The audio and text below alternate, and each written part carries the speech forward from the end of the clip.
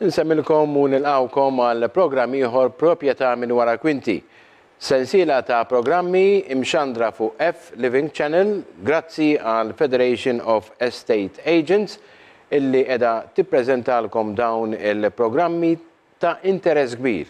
Kummenti illi taddunna intom it-telespettaturi tagħna kemm hawnhekk permezz tat-telefonati u l-messaġġi tagħkom ma anke fit-toroq.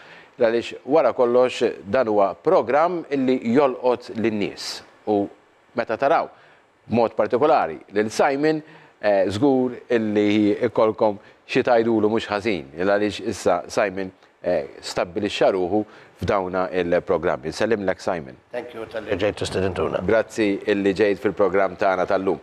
Mela, il-programm proprjetà minn wara kwinti illum se jiffoka wkoll dwar l-appartamenti, id-daqs ta' l-appartamenti illi għandhom jinbnew. Simon, kemm intom il-Federation kif ukoll l-MDA qegħdin tinsistu li l-appartamenti illum il-ġurnata għandhom ikunu iżgħar.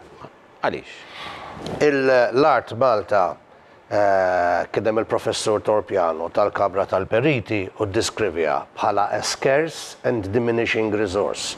Jiġri hija resource, hija asset li hija skarsa u li qiegħda tonqos. Meta wieħed jara ġeografikament Malta u jkejjilha, 21% ta' Malta hija mibnija, 79% mhijiex. U aħna rridu niddeċidu, rridu nżommuh dal-bilanċ u naħseb il-maġġor parti tal-Maltin jgħidu iva ma nixtiequx niġu bħal Singapore jew Hong Kong fejn kull metru kwadru ta' gżira tiġi mibnija. Allura wieħed irid jikkonsidra, irid jagħmel iktar b'dak li għandu. Irid ikun hemm ripensjament jerġa' jaħsbu ta' kif qegħdin jippanaw biex jibnu dawn il-proprjetajiet.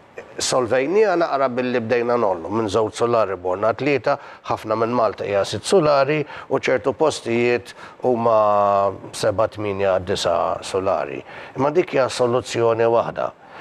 U issa ħa neżaminaw x'inhija t-tieni soluzzjoni. Aħna billi nollu biss nista' nsolvu l-problema jew hemm soluzzjonijiet oħrajn. Grazzi Simon l-introduzzjoni għal programm li wkoll għandu jkun ta' interess għalikom. Nieqfu għal waqfa qasira ta' reklami mbagħad inkomplu nimirħu fit-tieni parti tal-programm.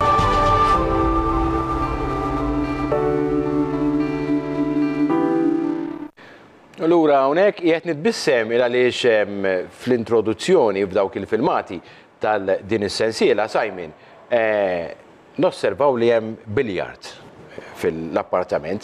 Jekk intom naturalment qegħdin tajdu illi l-appartamenti għandhom ikunu żgħar pjuttost soffokanti, ma biljard żgur m'għandix fejn poġġiha. Ngħidlek, kien hemm żvilupp fil-progress ta' Malta. Fis-sebgħinijiet il-Perit Mintoff kien itik plot 21 pitlet qasab u forsi jkun 80 font. U mbagħad kien itik 5,000 Maltin biex tibni ġebel u saqaf. Ġie plot b'xejn kien itiwlek, u mbagħad kien itik b'xejn 5,000 lira Maltin biex tkun tibni ġebel u saqaf. U mbagħad kien itik loan mill-ħombos 5,000 Maltin biex tiffinixja. U tiftakar dak iż-żmien kulħadd biċ-chaser jaqta' trinek u jġannat il-pajpijiet u jneħħi bil-karretta biex ibaxxi naqra t-torba minn ġewwa. Jiġifieri dak kienu żminijiet. U meta wieħed jaqbad 3 qasab b'80 pit, right, 21 times 80, dawk jiġu 170 metru kwadru. U għandek il-ground floor u first floor. Mbagħad għandek 36 metru kwadru l-washroom. Dawk huma ħafna, dak jiġu 330 metru kwadru. Ma dak kien żmien. Dak kien hawn nies li ma kellhom xejn u l-Perit Mintoff għamilhom nies, tom il-postijiet. Issa Malta qegħdin jgħidu ma rridux nibnu aħna f'dal-ODZ. Allura irdu nużaw dak li għandna. Issa, meta inti għandek plot ta' 170 pit, 170 metru kwadru. Hemm bżonn tagħmel appartament ta' 170 metru kwadru, ir-risposta għandha tkun le. Għax inti jkollok appartamenti ħares lejn it-triq u appartamenti ħares lejn il-bitħa. U jekk taqbad 170 metru kwadru u taqsamhom fit-tnejn, jiġu 85 metru kwadru. 85 kwadru ħafna. U tista' toħroġ komdu żewġ kmamar ta' sodda minn jgħid anki 3 kmamar ta' sodda. U x'inhi differenza? Li jekk inti jkollok sitt solari, daqqa waħda minn 6 appartamenti ġibtom 12. Jekk minn flok 6 solari tagħmel 9, jiġu 18. U issa qegħdin nitkellmu fuq figuri li qed jibdew jagħmlu sens għax aħna għandna kriżi. Wan in-nies ma jistgħux jaffordjaw. Alright? U tu qed noqogħdu nibnu dal-posti kbar. U issa kont qed fuq programm il-bieraħ ma' Karl u kitiblu wieħed email qed jifra xtara post ta' 300,000 euro. Fl-ofsenar ta' Malta. Appartament. Maltin ma jfilħux għal-piżijiet. Għax qegħdin ngħidu ħannużaw ir-resorsi as scarce and diminishing resource. U naraw dak li nistgħu noħorġu minna. U di xi ħaġa l-bini biss li jiena niftakar meta kont żgħir konna naraw il-karozzi Amerikani V8. 5.7 liter, 6.4 liter.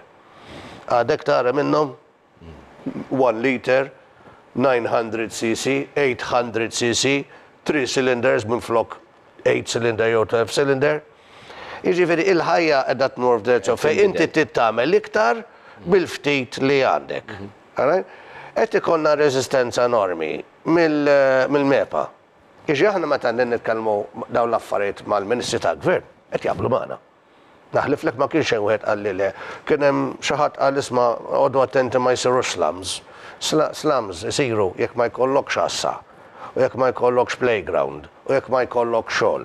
Jekk għandek xogħol, għandek playground u daycare facilities, u għandek assa ġo nofs il-bini, mhux ħajkollok slums. U jekk il-postijiet ikunu viċin ta' xogħol biex in-nies ma jgħodux jaħlu ħafna ħin jiġru.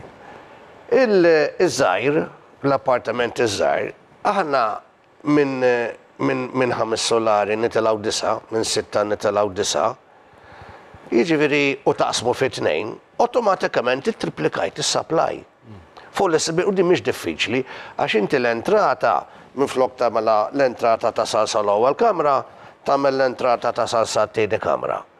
U mbagħad għandek lift u taraġġ f'nofs il-binja.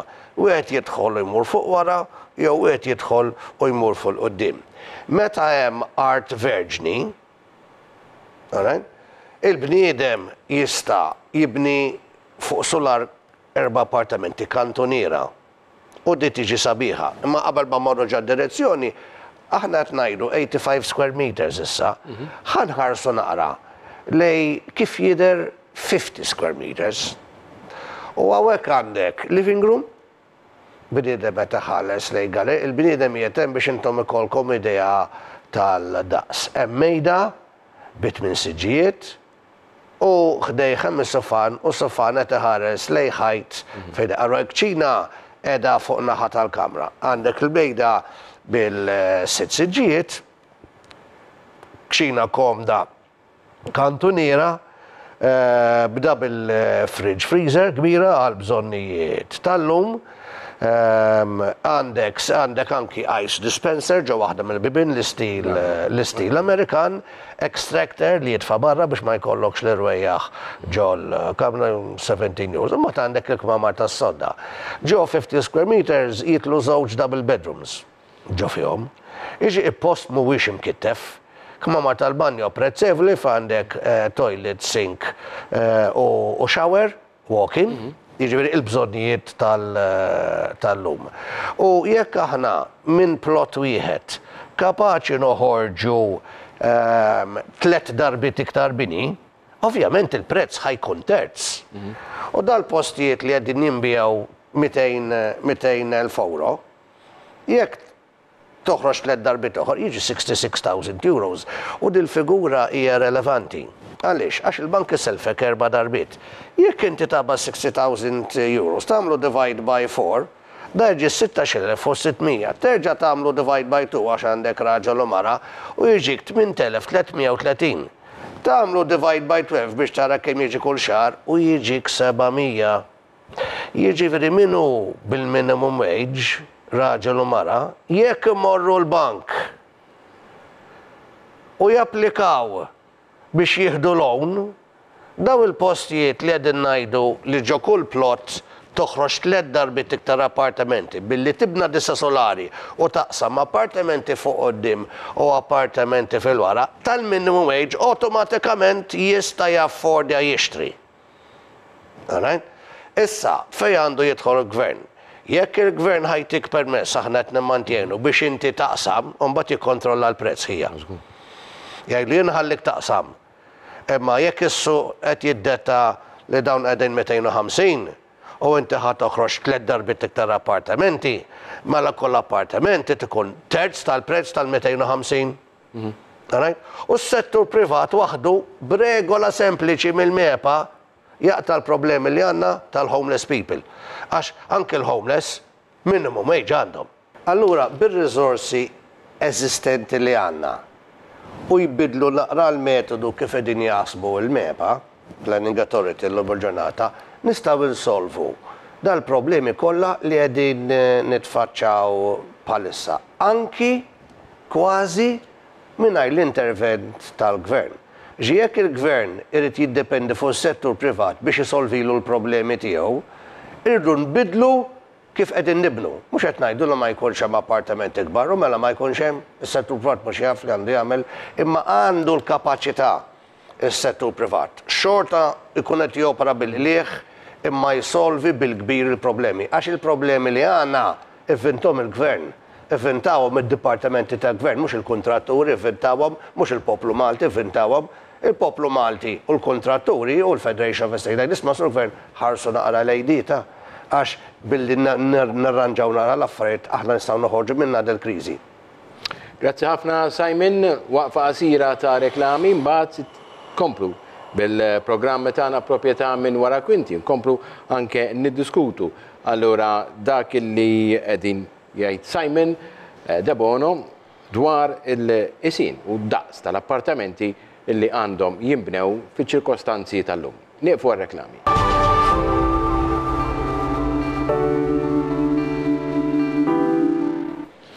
Allura hawnhekk għal parti tal-programm tagħna proprjetà minn wara il-kwinti.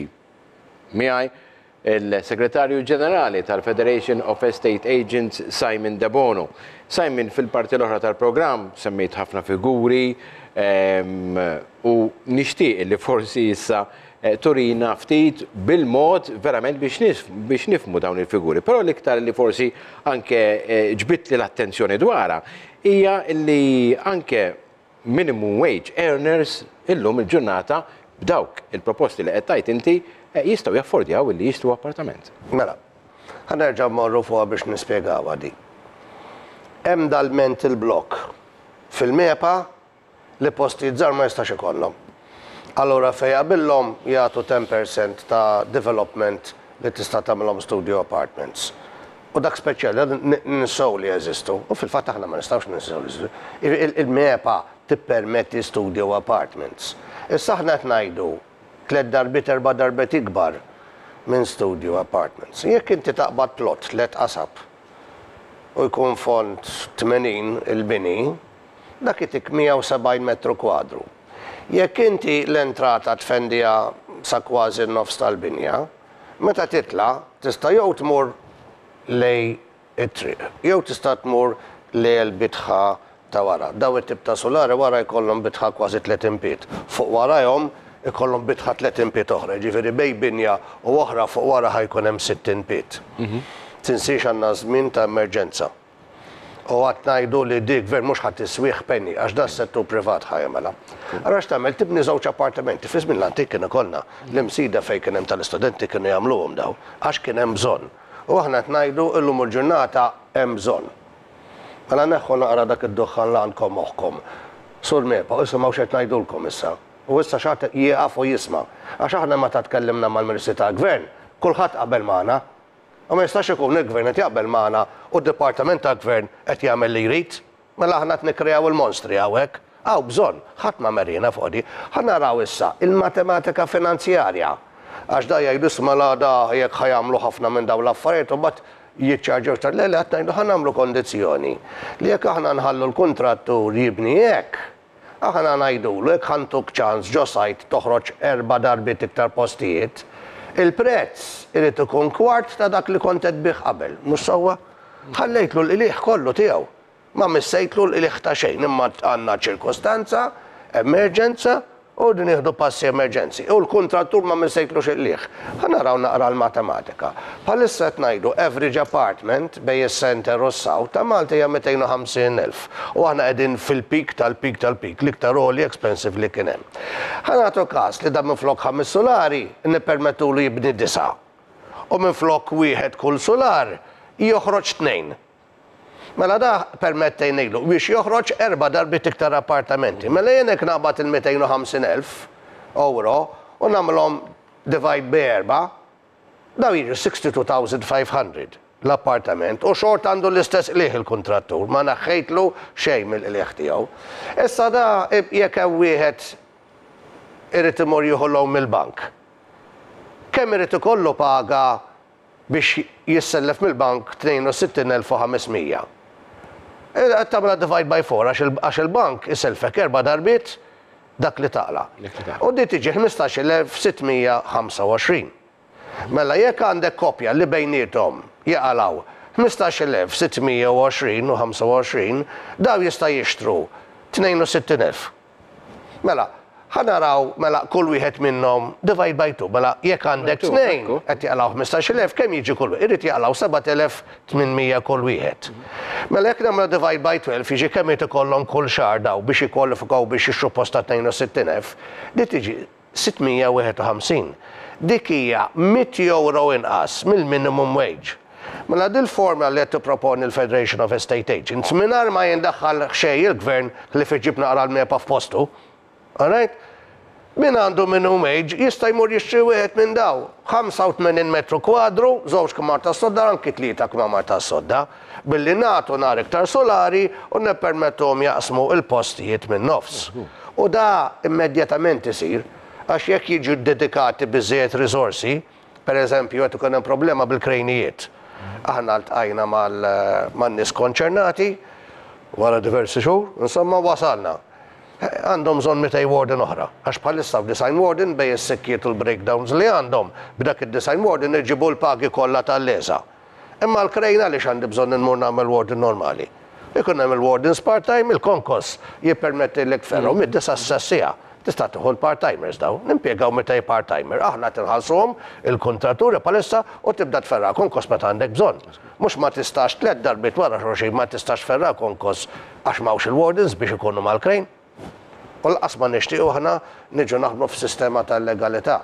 Iġi jekk hemm bżonn warden inġibu warden, jekk hemm bżonn nittrejnew il-ħaddiema tagħna biex jikkontrollu t-traffiku nagħmlu hekk ukoll.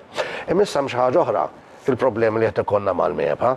MEP għandhom xi regola li inti tista' tibni biss 90 metru, 100 pit. Hawn ċertu plozzijiet Malta li huma 200 pit, 250 pit u ma jħallikx tibni għadi. Iġi inti xtrajt post 3 qasab. Għandek 250 pit u jħallik tibni biss 100 pit. Iġi għandek nofs il-plot tittaħliħ. U dimma ta' mir sens fil-qafas tal-ġurnata.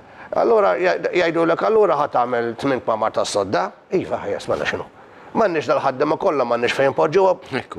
Dak ċina waħda għandhom bżonn u kitchen living waħda għandhom bżonn. Mela jiena nagħmel kull żewġ kmamar ta' sodda nagħmel toilet. U nagħmel 8 kmamar ta' sodda, 7 kmamar ta' sodda. Jekk hemm bżonn nagħmlu 3 sodot, nagħmlu 4 sodot. Mela nħalli nofs plot ma nibniex meta għandna kriżi, mela di deċenti ħanabdu dawk it-torok u ħannagħmluhom ġol containers. Mela tfal ġol containers. Ħaddiema barranin ġol containers u Maltin ġol garaxxiet, meta aħna għandna r-riżorsi. Biex li l-problema nsolvuha u hemm bżonn jaqtawha ta' da ma jistax ikun minnu komdu hemmhekk fuq is-siġġu tal-ġilda bl-air condition segretarja jgħodu jostokolaw dak li hemm bżonn biex ngħinu l-Maltin f'Malta.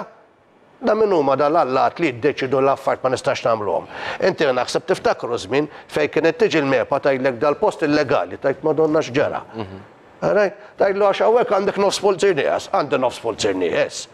Jiġi dan minn flok 273 kien 272 u ġejt post illegali inti u jġennuhom u jwaqqgħu il-konvenju u hemm xi ħadd għandu problema bl-hawn ġej il-banka liħ kien ħajbeħ ġennejna l-Malta kollha, jien kelli fajl daqshekk ġol kumpanija tiegħi, konvenji li waqgħuli fuq żik ta' nofs polzir. Alright? U mbagħad x'għamilna? Minn 273 niżilni għal 260 u solvejnija l-problema. Iġi dil-bibja li kien miktuba li di ma tistax tagħmilha mhux veru. Aħna l-Maltin taf x'għandna, aħna kollox nistgħu nagħmlu. Kollox possibbli ġo Malta, impoġġu bil-qiegħda u nitkellmu. U min qed jiġi jgħid di ma nistax nagħmilha, jekk jogħġbok ġo dak il-meeting ma jidħolx. Imur x'imkien ieħor. Alright? U jgħod jgħid il-ħadd tiegħu x'ma nistax, mhux jgħod jgħidu lilna x'ma nistgħux nagħmlu. Għandna l-mezzi biex insolvu l-problemi. Għandna qed nitfgħu ix-xjuħ barra fit-triq u n-nies fil-garaxxijiet u niġik b'soluzzjoni u tgħidli di le mingħajr laqas tisma' x'għandna xi ngħidu, żgur li possibbli. Żgur li possibbli, aħna sibna sistema fejn in-nies bil-minimum wage jistgħu jixtru post ta' 85 metru kwadru mis-settur privat u l-kuntrattur ma nmissulux penny mill-qlieħ tiegħu. U dik kif tista' tiġi. Jekk appartament bħalissa jiswa $250,000 u daqshekk qed jiswaw, alright? Ma nbassu l-prezz xejn. Imma tihom biex jibnu d-doppju u f'kull solar jibnu 2 minn flok wieħed. U di tiġi 62,000. Il-bank inti tittaqla 15,000 biex tissellef 62,000 u jekk għandek 15,000 bej kopja kull waħda tittaqla 7,800. Iġi kull xahar idu jaqalaw iktar minn 650 fix-xahar. U solvejna il-problemi kollha mingħajr il-gvern ma ħareġ penny waħda.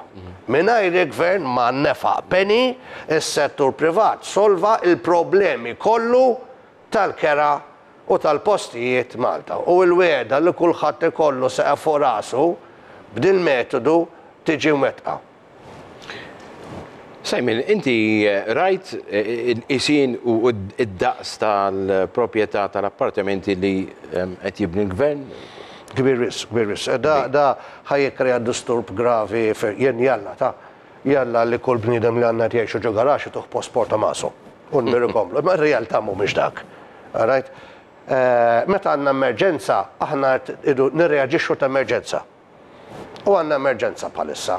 Allura meta inti taqbad il-flus tal-gvern u tibni dak il-kobor enormi li qegħdin jibnu, għandna mhux 50 metru kwadru għandu bżonn biex jitrejaq. Tista' reġija terġa' dawwarilna dawk ir-ritratti tal-50 metru kwadru. 50 metru kwadru fir-realtà 24,000 euro tiġik biex tibniha. U inti qiegħed hemmhekk għall-kwiet qed tistrieħ m'għandekx iktar tgħix ġo garax, m'għandekx dik ix-xieħa ta' 81 sena qed tibża ċevit karta li ħesgom brawa fl-aħħar snin ta' ħajjitha u qegħdin hemm kwieti. Imbagħad min irid jieħu pass il qudiem minn dawn l-affarijiet, jieħu l-pass il qudiem minn dawn l-affarijiet. Imma aħna issa qegħdin ngħidu dawn emergency social housing tal-5 metru kwadru. Imma min għandu l-minimum wage, is-settur privat bl-istess lieħ li għandhom il-kuntratturi bħalissa billi l-mepa jirranġaw naqra il-liġijiet, li-regoli, li għamluhom huma stess. What God made, let no man put asunder, daw mhux Allat.